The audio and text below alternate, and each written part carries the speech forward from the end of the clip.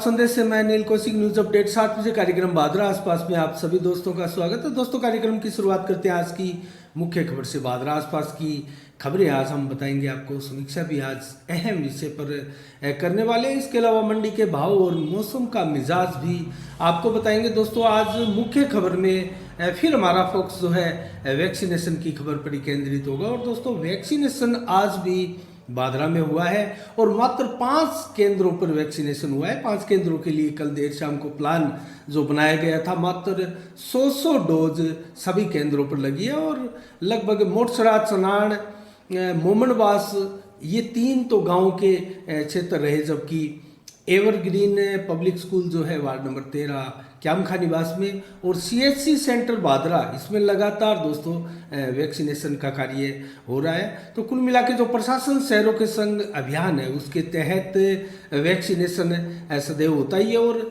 आज प्रशासन शहरों के संग अभियान जो है वो इसी स्कूल में लगा था, जो एवरग्रीन पब्लिक स्कूल है क्यामखा निवास के वार्ड नंबर 13 में। दोस्तों कल के लिए प्रशासन शहरों के संग अभियान जो है वो वार्ड नंबर 14 में होगा और यूनानी अस्पताल जो है मुख्य रोड सावा की है जो वहाँ स्थित है, वहाँ कैंप लगने वाला है। उसके बाद में जो कैंप लगेगा वो सीधा 1 नवंबर को लगेगा।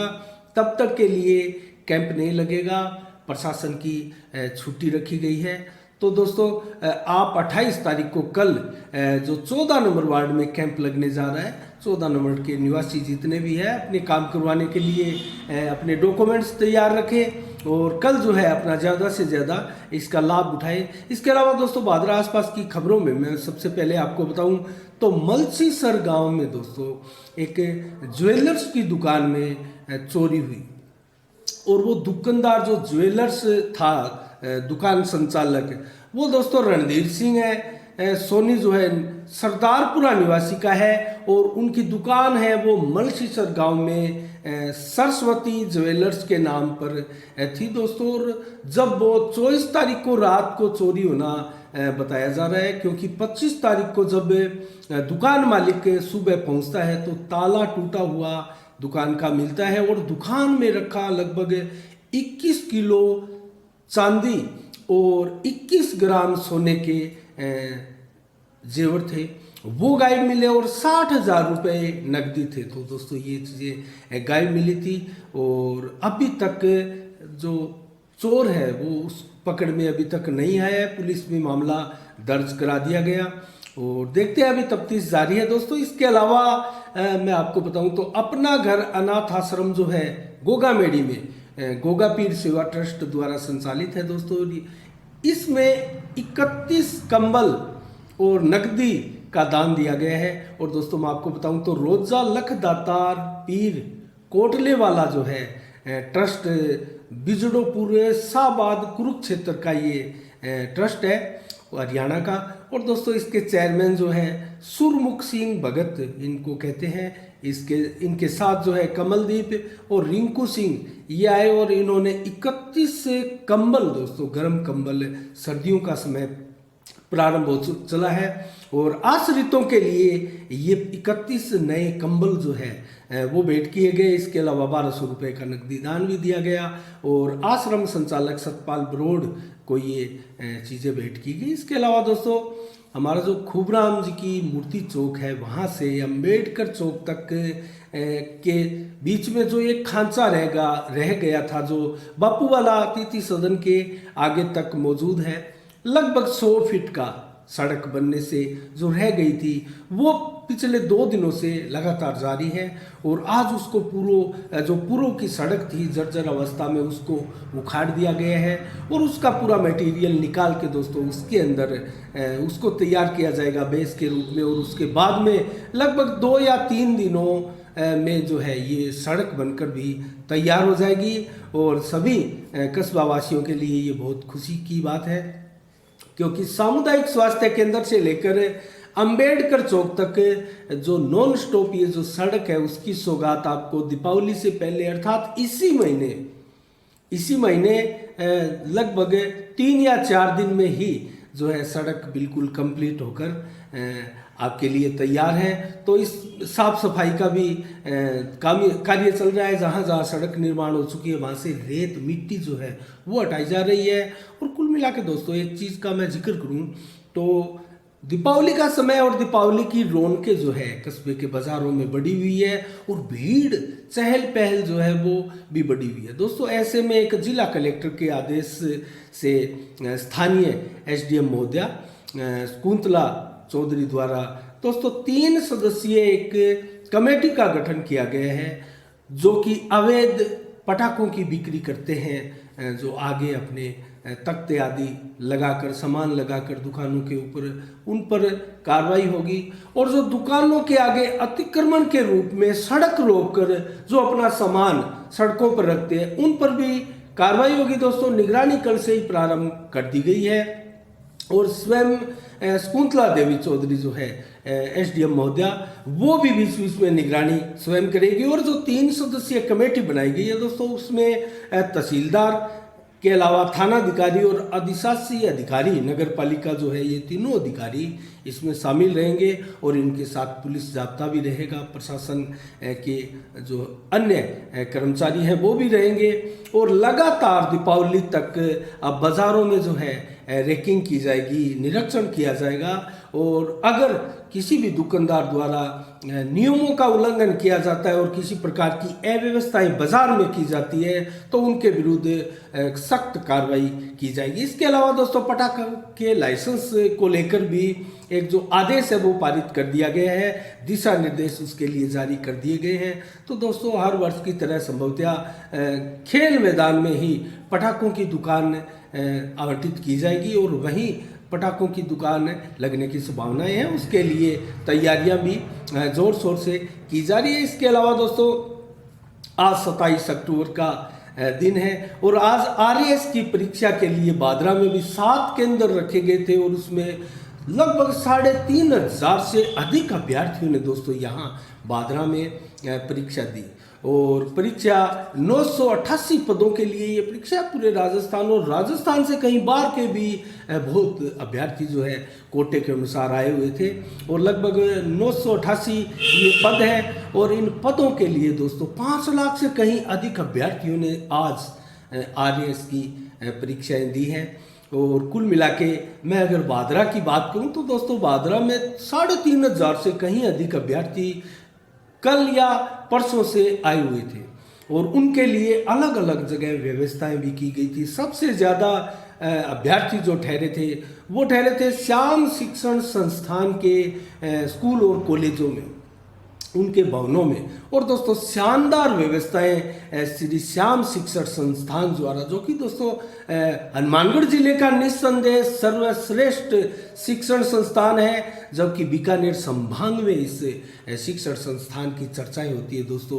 ये चर्चाएं नहीं, इस शिक्षण संस्थान का दोस्तों रिजल्ट बोलता है, परिणाम बोलता है, इनकी पढ़ाई बोलती है, इनका अनुशासन बोलता है। और इसी के साथ इन्होंने 1600 से अधिक दोस्तों अभ्यर्थियों के लिए शानदार व्यवस्थाएं अपने शिक्षण संस्थान के भवनों में की हुई थी। इसके अलावा दोस्तों महाराजा अग्रसेन शिक्षण संस्थान में भी बड़ी संख्या में जो है अभ्यर्थी रुके हुए थे और उनकी तरफ से और श्री राम रोटी सेवा की तरफ से दोस्तों भोजन की, रहने की निःशुल्क व्यवस्थाएं भी, भोजन की व्यवस्थाएं भी की गई थी। इसके अलावा दोस्तों वीडीएस संस्थान में, जो कि चेयरमैन है वीडीएस संस्थान के बलवंत सैनी के द्वारा भी दोस्तों वीडीएस संस्थान में कमरों में और हॉल में शानदार व्यवस्थाओं के साथ खाने पीने की, रहने की, चाय नाश्ते की सारी शानदार व्यवस्थाओं के साथ बलवंत सैनी भी इसमें अग्रणी रहे और 200 से कहीं अधिक अभ्यर्थी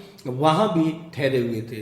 तो इसके अलावा भी दोस्तों अगर मैं आपको बताऊं तो टिकमणी धर्मशाला है और कृष्ण अतिथि सदन के अलावा अन्य कई होटलों में भी जो है अभ्यर्थी रुके हुए थे, क्योंकि 3,500 की दोस्तों तादाद बहुत बड़ी होती है और इनके लिए व्यवस्था करना, मैं तो श्री श्याम शिक्षण संस्थान के अमरनाथ जी शर्मा का साफ संदेश की तरफ से दोस्तों धन्यवाद और अभिवादन करना चाहूँगा। इन्होंने इतनी शानदार व्यवस्था, इतनी बड़े स्तर पर 1600 के करीब जो अभ्यर्थी थे उनकी व्यवस्थाएं की है और किस प्रकार से जो है वो वहाँ 2 दिनों तक रहे हैं अभ्यर्थी।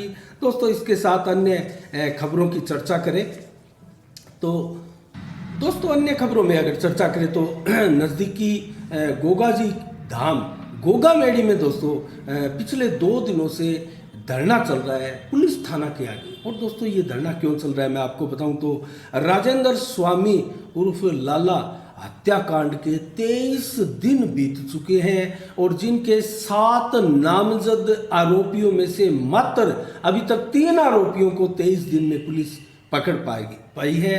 और इसके आक्रोश स्वरूप दोस्तों बड़ी संख्या में आसपास के ग्रामीणों द्वारा कल गोगामेडी पुलिस थाने का बड़े स्तर पर घेराव किया गया और पुलिस प्रशासन के विरुद्ध नारेबाजी की गई। इसके लिए संघर्ष समिति का धरना आज 27 अक्टूबर को दूसरे दिन भी जारी रहा। और दोस्तों स्पष्ट धरनार्थियों का कहना है कि जब तक हमारी मांगे नहीं मानी जाती और सभी आरोपियों को तत्काल रूप से गिरफ्तार नहीं किया जाता तब तक हम धरने से नहीं हटने वाले हैं और अगर मांगे नहीं मानी गई तो आगे की रूपरेखा आंदोलन के रूप में तय की जाएगी। इसके अलावा दोस्तों आज भी पेट्रोल पंप बंद रहे और कल भी पेट्रोल पंप बंद थे।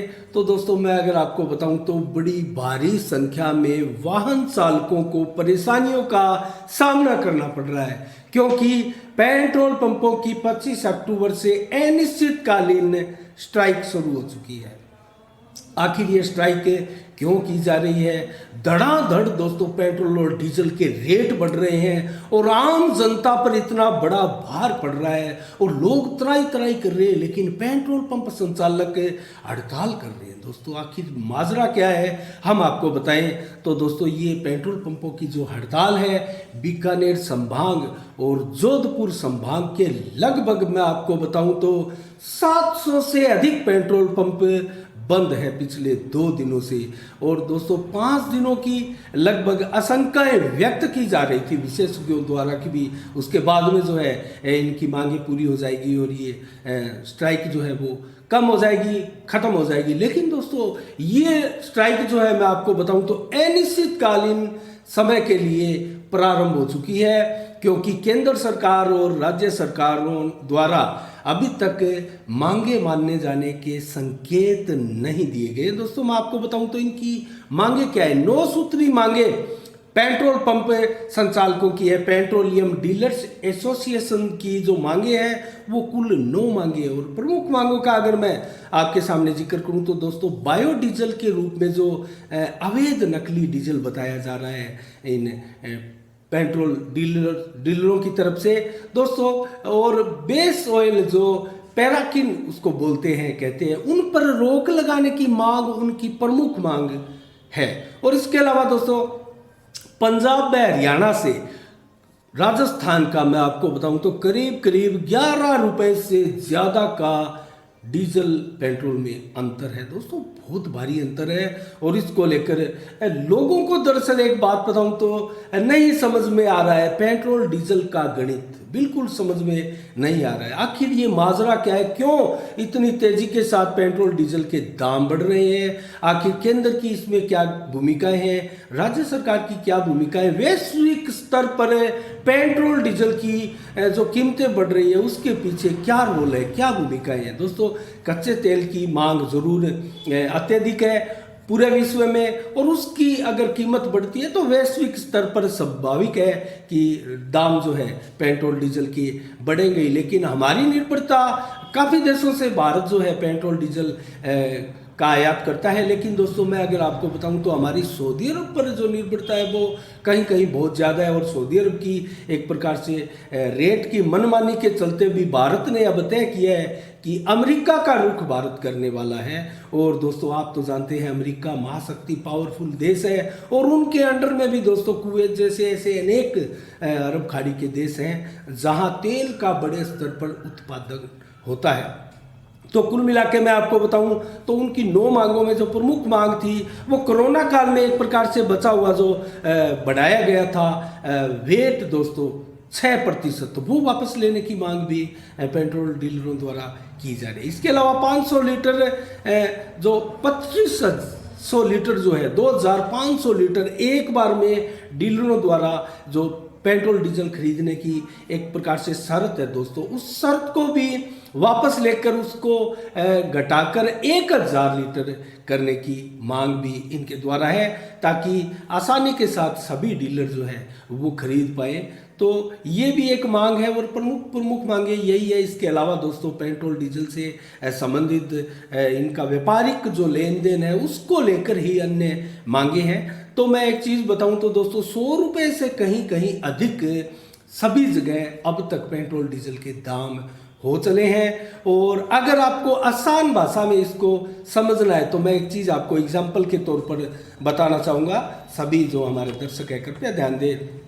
माना कि इसकी बेस प्राइस जो है एक बार मान लेते हैं 31 रुपये 82 पैसे पेट्रोल की बेस प्राइस है, और उस बेस प्राइस पर कैसे किस कदर टैक्स वगैरह ये लगकर जो उपभोक्ताओं तक पेट्रोल पहुंचता है तो वो कितने रुपए तक का हो जाता है। इसके लिए मैं आपको एक एग्जांपल के तौर पर बता रहा हूँ। परिवहन व अन्य खर्चा 0.28%, कुछ नहीं है, कोई ज़्यादा नहीं है, लेकिन आप देखते जाइए उत्पादक शुल्क केंद्र द्वारा, ध्यान से सुनिएगा, उत्पादक शुल्क जो केंद्र द्वारा है 32.90 अर्थात 32 रुपये 90 पैसे का उत्पादक शुल्क केंद्र द्वारा वसूला जाता है। इसके अलावा राज्य सरकार का क्या लेन देन है। वेट राज्य सरकार जो वसूलती है 20 रुपये 61 पैसे वेट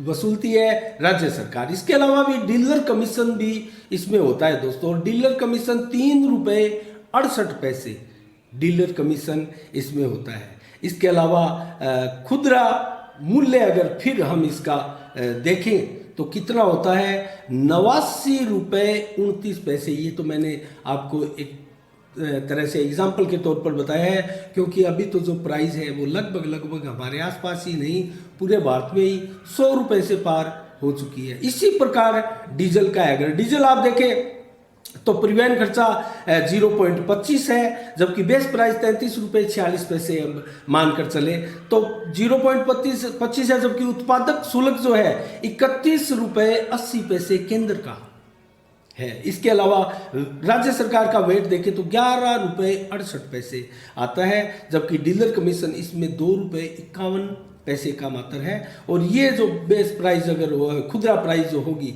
वो होगी 79 रुपये 70 पैसे। तो इस प्रकार से समझा जाता है। अब मैं आपको महानगरों में और प्रमुख नगरों में आज का रेट बताऊं तो दोस्तों दिल्ली में 107 रुपये 59 पैसे आज के रेट में पेट्रोल है, और डीजल है 96 रुपये 32 पैसे दिल्ली में। मुंबई में क्या है 113 रुपये 46 पैसे पेट्रोल है मुंबई में, जबकि मुंबई में डीजल है 104 रुपये 38 पैसे।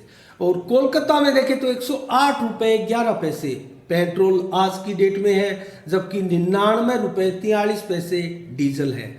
और चेन्नई में देखें तो 104 रुपये 52 पैसे पेट्रोल है, जबकि 100 रुपये 59 पैसे डीजल है। अन्य महानगरों में देखें तो भोपाल में 116 रुपये 26 पैसे पेट्रोल है, लखनऊ में 104 रुपये 54 पैसे पेट्रोल है, और बेंगलुरु में 111 रुपये 34 पैसे पेट्रोल है, जबकि पटना में 111 रुपये 24 पैसे पेट्रोल है, और चंडीगढ़ में देखें तो 103 रुपये 59 पैसे पेट्रोल है।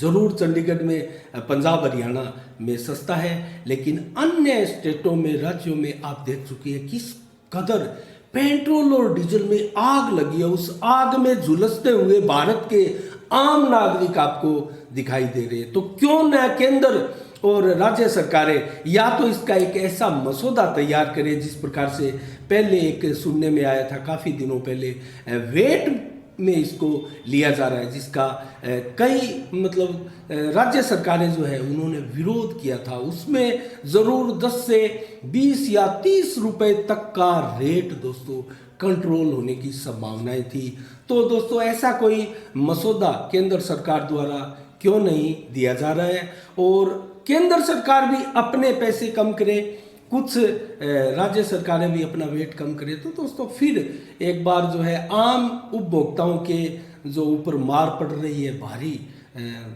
भरकम रुपयों की, वो मार जो है कम हो सकती है। तो इसके अलावा दोस्तों आज की समीक्षा में इतना ही दोस्तों। अब हम मंडी का भाव आपको बताते हैं, मौसम का मिजाज भी हम आपको इसके बाद में बताने वाले। नौर से शुरुआत करते हैं। नौर में नरमा 8,650 रुपये है दोस्तों, और सरसों की कीमत जो है 7,000 से 7,400 रुपये लगी है, और ग्वार की बोली जो है 5,500 रुपये से 6,550 रुपये की आ गई है, और चना 4,600 से 4,790 है, और मूंग की कीमत 5,000 से 6,400 रुपये, जबकि मोट की कीमत 5,000 से 7,125 रुपये नौर में है, और अरंड की बोली 5,700 से 6,321 रुपये है, जबकि गेहूँ 1,900 से 1,975 रुपये है, और बाजरा की बोली जो है 1,500 से 1,560 रुपये लगी है। गंगानगर मंडी में अगर देखें नरमा तो 8,800 रुपये से बोली प्रारंभ हुई दोस्तों नरमा की, लेकिन 8,925 तक ही चली, और गेहूं की बोली 2,011 से शुरू होकर 2,036 तक चली, और जो 2,051 रुपये तक की अधिकतम बोली रही, और ग्वार की अधिकतम बोली यहां भी 5,941 से प्रारंभ होकर 6,400 रुपये तक की रही, और चना का 4,652 से लेके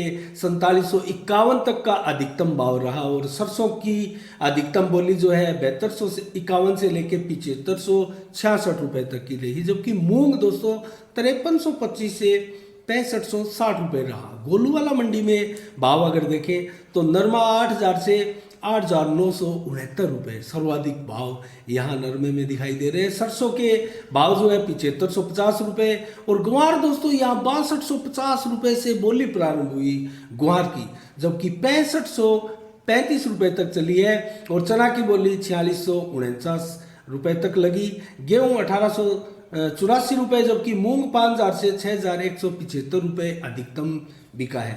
रायसीनगर मंडी में अगर देखें तो सरसों दोस्तों 7,100 रुपये से 7,725, और मूंग 5,000 से 6,910, जबकि नरमा 8500 से 8790, और ग्वार की बोली यहाँ भी 6400 से प्रारंभ हुई है, और दोस्तों 6,901 सर्वाधिक अर्थात 7,000 के करीब ग्वार की बोली यहाँ रायसीनगर मंडी में दर्ज की गई है। पदमपुर में नरमा 8520 से 8825 तक, और मूंग 4300 से 6450 तक, ग्वार 5550 से 6325 तक, और सरसों 7341 से 7580, और गेहूं की बोली 1,811 रुपये तक प्रति कुंटल के हिसाब से आज देखी गई है। तो ये रहे दोस्तों मंडियों के भाव, और इसके अलावा आज मौसम का मिजाज क्या है जान लेते हैं। 27 अक्टूबर को आज दिन भर कड़ी धूप रही दोस्तों, और बादल मात्र 5% ही छाए रहे। तेज कड़ी धूप रही आज,